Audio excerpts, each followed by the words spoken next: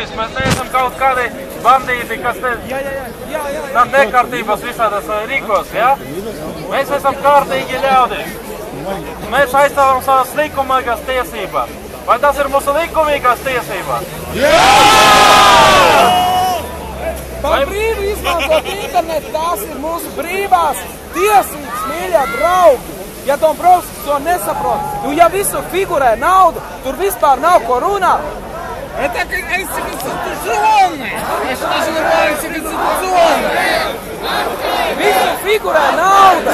В конце концов, интернет — это последнее место, где работает демократия.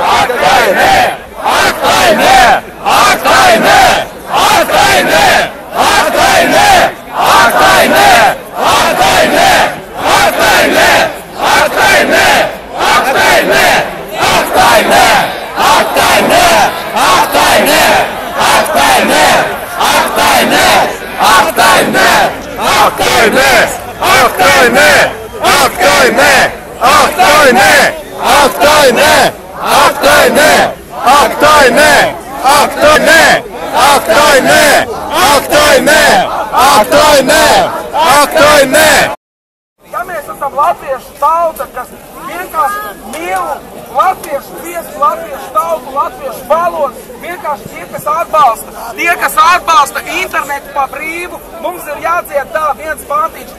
Un visi kopā, te ir tavā dzimtene, smilšainais krāsts, te pa baltu miglas stīgu ceļu māju prāst. Vai, māju prāst, te pa baltu miglas stīgu.